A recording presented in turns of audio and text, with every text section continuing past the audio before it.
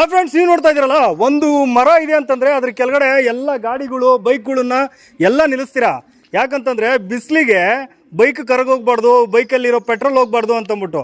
ದಯವಿಟ್ಟು ಒಂದು ಅರ್ಥ ಮಾಡ್ಕೊಳ್ಳಿ, ಮನೆ ಮುಂದೆ ಇಷ್ಟು ಜಾಗ ಎಲ್ಲ ಇರುತ್ತೆ. ಅದ್ರ ಮನೆ ಮುಂದೆ ಒಂದೇ ಒಂದು ಗಿಡ ನಡೆಸಿ. ನೀವು ಮನೆಗೊಂದು ಮಗು, ಮಗುಗೊಂದು ಮರ ಅಂತಾರೆ. ಆದರೆ ಮನೆಗೆ ಆಲ್ರೆಡಿ 4 ಮಕ್ಕಳನ್ನ ಮಾಡ್ಕೊತಿದ್ದೀರಾ.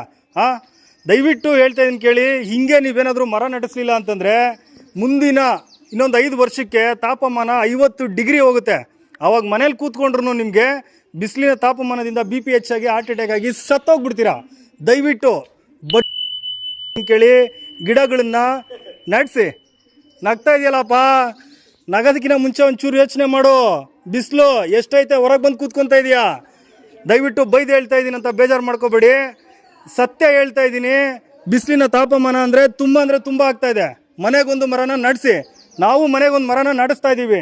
ಇದೇ ರೋಡು ಇವತ್ತು ನೋಡ್ತಾ ಇದ್ದೀರಲ್ಲ ನೀವು, ಈ ರೋಡು ಇನ್ನು ಕೇವಲ ಒಂದು 2 ವರ್ಷದಲ್ಲಿ ಪ್ರತಿಯೊಂದು ಮನೆಗೂ ಒಂದೊಂದು ಮರನ ಹಾಕ್ಬಿಟ್ಟು ಪ್ರಕೃತಿನ ಉಳಿಸ್ತಾ ಇದ್ದೀವಿ. ದಯವಿಟ್ಟು ನೀವು ನಿಮ್ಮ ಊರಲ್ಲಿನೂ ಮನೆಗೊಂದು ಮರ ಹಾಕ್ಬಿಟ್ಟು ಪರಿಸರನ ಬೆಳೆಸಿ.